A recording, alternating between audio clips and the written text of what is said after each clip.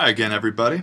Continuing on with our Chapter 31, Exercise 135 examples. This is page 216 on Cynthia Shelmerdine's Introduction to Greek. So we're doing some English to Greek translations, which are always the heavy lifting. This is the stuff that's hard, that really tests what you know. So it's worth doing and worth spending close time with. So let's give it a shot. Who has sacrificed to the god of this river? So we got a lot of things to be thinking about here. This is the thing that's relevant to this chapter. Has sacrificed. So what's that going to be? It's has sacrificed, not had sacrificed. So we know here we're talking about a perfect. And is it active or passive? Well, if we're passive, we would have some form of the verb to be. Has been sacrificed. So this is going to be perfect active. And what verb is sacrifice in Greek? That's thuo, which is fairly regular. It behaves a lot like luo. So good. To the god, what's that kind of relationship going to be?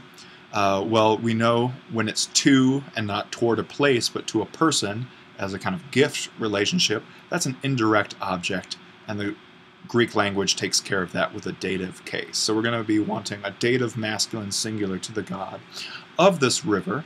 Well, of is a dead giveaway for possession, or potentially a partitive relationship. Of in English is almost always going to be a genitive in Greek. Of this river. So this, that's going to be a demonstrative adjective. Demonstrative adjective modifying the river. And then last but not least, I guess it's first in the sentence actually, and we just skipped over it, who. So we're asking, this is going to be interrogative because we're asking a question, and this is a pronoun because we're not saying what man, but we're saying who. This is going to be the subject of our sentence, so this is nominative. So who, let's start with that. We should have learned this in the last chapter. When we have interrogatives, we accent them. So we're going to have tis. If we just wanted to say someone, we would use tis without a accent, and because it's enclitic, it couldn't start the sentence. But this, you often, in almost every language actually, I know we talk about the different word order between ancient Greek and modern English, and a lot of things are different. But question words, when you're asking somebody something, you tend to put those at the very beginning of the sentence because you want that information, you really want to put it first. There are linguistic terms for that. We don't have time for that. We have better things to do. Has sacrificed. So again, we said this is going to be thuo. That's the verb for sacrifice. But we'll need to make it third person, singular, and we're going to need to make it perfect. So whenever you do these sorts of things, you should be consulting the list of principal parts in the back of the book constantly, because that's where you actually get the answers. Principal parts aren't predictable. That's why we care about them. If everything was predictable, we wouldn't have them. We would just have one principal part. So things are going to be different. But let's have a little thought experiment here. So we know that the fifth principal part of luo is leluka. We have reduplication, that's showing as the perfect. We've got the kappa, that's showing it as a weak perfect. We've got that personal ending, so that's the first person. If we wanted to make it he has loosened or freed, it'd be leluke with a possible new movable. So if we wanted to do the same thing here, we would reduplicate, we would repeat the initial consonant, put an epsilon in between, add a kappa, add an epsilon, and then we'd of course need to move that accent back because that's a short epsilon, allowing the recessive accent on a Greek verb to go back 2 spaces, 1, 2, to the anti-penult. So thethuka, and then if we need it, maybe that new movable. All right, but we also had another rule about this. This theta, Greeks don't like to put the theta next to another theta in this reduplication. It's too much thing. And again, they didn't quite they didn't make it a fricative, but they still wanted to, what we've called, or what linguistics people have called, linguists, I guess that's what they're called, have called dissimilation. This is a common linguistic process where if two things sound too close to each other, too similar, right next to each other, sometimes we want to dissimilate them. And this is a dissimilation of aspirates. Aspirates are anything that we represent in English with an H from the ancient Greek, because this is not T, this is TH. That's what the theta is. So what we're going to do is, instead of thethuka, would be our kind of transliteration, we're going to be dropping that H and making it tethuka. So tis tethuke. All right. So we've played through all of the rules. That's exactly what we should do based upon this example. But you need to check, is it right? So go ahead and check it. This will take you in Shelmerdine's second edition to page 266, and you'll see the big chart of principal parts. You'll look down the chart for thuo. Remember that it's epsilon, zeta, eta, theta.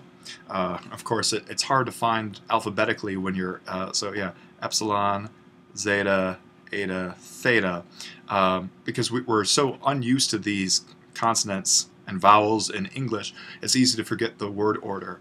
But we would see thuo, and then we see thuso, a nice future, and then ethusa, just like our normal aorist, sa, and then as predicted, just exactly as we were hoping it would happen, tethuka is our plural. That's a English-looking kappa, but you have the idea. We know what we're talking about. So tis tethuke, and are we going to need that new movable? Probably not, because we're going to say to the god, and that's going to be a dative relationship. So we got to, and because we've got a consonant there, we can remove the new movable. Tis tethuke, to the god, to theo, of this river. So we need to again say, we need to replay the article, right? Because we want to be able to make sure that the of this river is referring to the god. And then potamos, masculine, ha potamos is the word for river. So then we have potamu, all right? And so far I've only been accenting where we know the accents will be. This is why, when you're writing Greek, you really do need to know where are these accents fall on the nouns, because verbs you can always predict they're recessive. They'll want to move back according to the rules. But for these, each noun has its own accent. Is it theos or is it theos? Well, you need to know that, and you can look that up in the dictionary and find that the accent should fall on the omicron or the omega of theos or theou or theo. And same with potamos. These are both accents that fall on the ultima of the noun. So tis tethuka to theo to tu potamu. Good. And again, remember, this is a genitive and attributive position. We've made it attributive by replaying the article here, the dative article. We could move all of that and make it a sandwich. To tu potamu theo, and then forgotten about that extra article. Either one is going to be fine. It depends on whether you want to capture the English word order or make it a little bit more efficient in Greek. Who has sacrificed tis tethuka to the god, to theo, of this river, the one of this river, to tu potamu. The wise old man has been king for many years. All right, so what do we have? Definite article, attributive adjective, old man.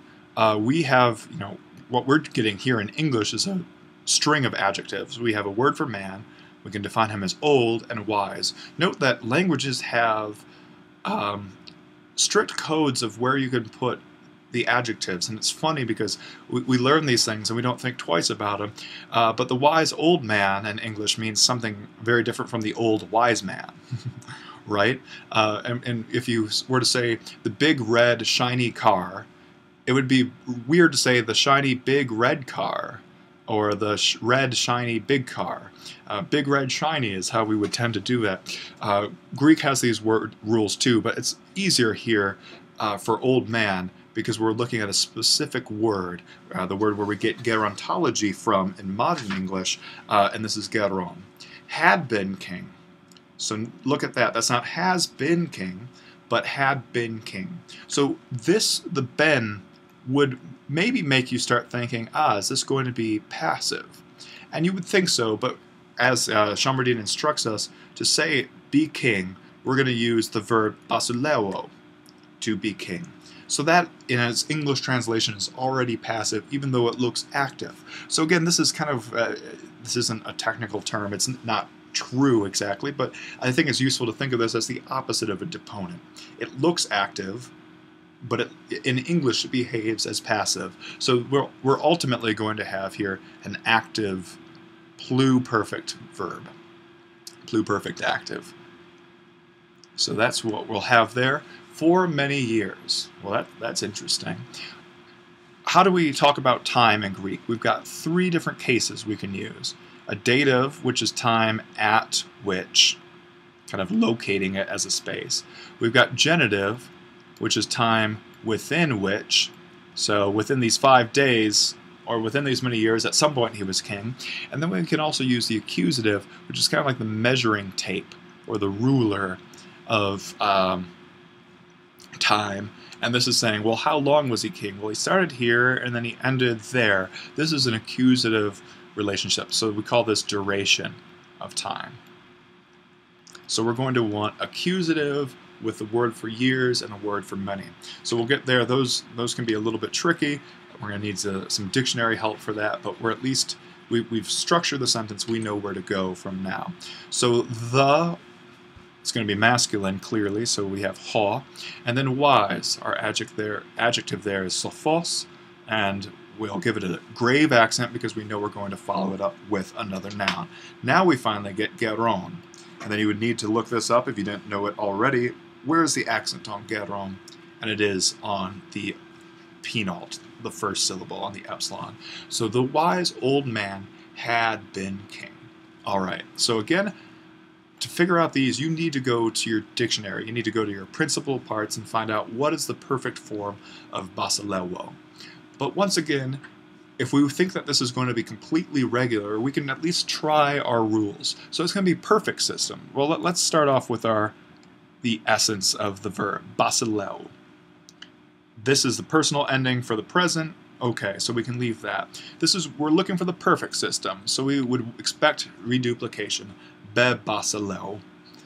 We're also going to say this is going to be active, so we're going to expect a kappa there. It might be different, but we can expect something like that. And then because this is pluperfect, we're talking about past time, secondary sequence. So we'd put the epsilon augment, the past indicative augment, on top of everything.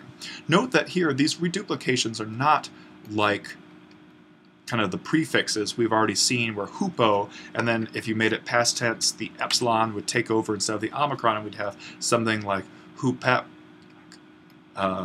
If hupo basileo was a word, we'd have something like that. Hupe basile on, I don't know, something like that. We don't have that. The past indicative augment and the perfect, that is the pluperfect, goes all the way to the front.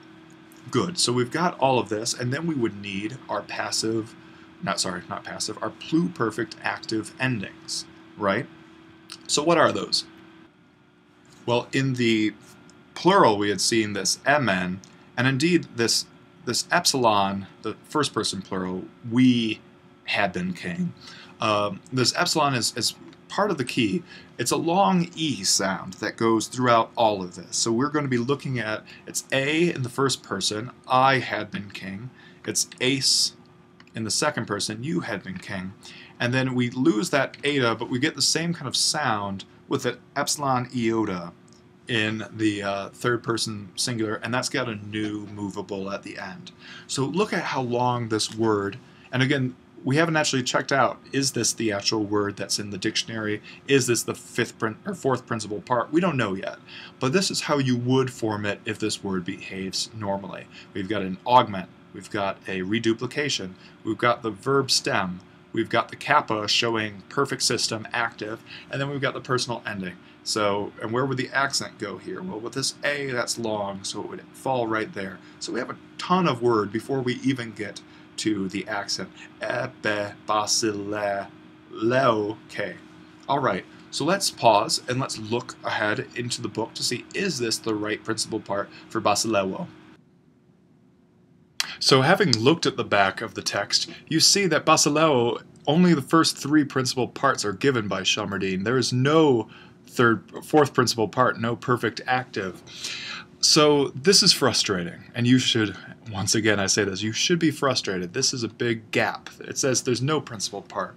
Well, I've gone and done some research, and in fact, there is a perfect form of this. I knew I had seen it before. It's in authors like Athenaeus and Plutarch. So this is exactly a completely usable form. So shame on Shelmerdine for giving us a form, asking for a form that we could not make because you need the fourth principal part. But fortunately, basilewo is a perfectly normal verb, and this is exactly how it would be formed. So let's remove the new movable and continue on to finish the sentence. For many years. So this is, I think we talked about before, this is going to be an accusative of duration of time. We're spreading this out over many years, and we're not saying within this period of many years he was king. No, he had been king for many years, the whole thing. This is, again, our kind of ruler situation. So now we need the accusative of many years. So we look up year in the dictionary, and we get etos. So good, and that's a neuter noun, so we know we're going to start with ta, accusative, plural, neuter, article, and then we'll use the form for years, but this is a little bit perhaps surprising. It's one of these neuter nouns that has a little bit of a different ending than we're used to, ete. And now we need the word for many. So this is not a comparative, this is just straight up many, and this is polus, remember, in the masculine, but then we need to say what is it in the accusative plural, and it's of course going to be attributive, so right before ete, right after ta, so maybe if we're just now going down, this is what we'll want to put in. So it's pol, p omicron lambda, but what follows that in the accusative neuter? Well, you'd go to chapter 16 in the text and see that the lambda gets doubled in this neuter, and then the ending is going to be alpha, just like this, a short alpha, and that receives the accent. So it's normally acute, but when it's followed by another word, because it's verb final, it goes grave. So Sophos Geron, the wise old man, had been king. This is our pluperfect, third person, singular verb for many years, accusative of duration of time. So because that all took a little while, let's skip 10 for now. We'll come back to this in a future lesson. We'll wrap up here. So let's see what we've done. We've done 1 and 6. Who has sacrificed to the god of this river has sacrificed. We know this is our translation for perfect active of thruo, and these have been standard, kind of regular formed perfects, where here we had a dissimulation of aspirates to give us this strange reduplication, but everything else went according to plan. Here, even though the text did not give us the fourth principal part of basilewo, I did some research and found that indeed it does exist, and this would exactly be our form in the pluperfect third person singular, ebe basileuke. Sorry for the handwriting on this one. We'll get better, I promise, in the next. See you then.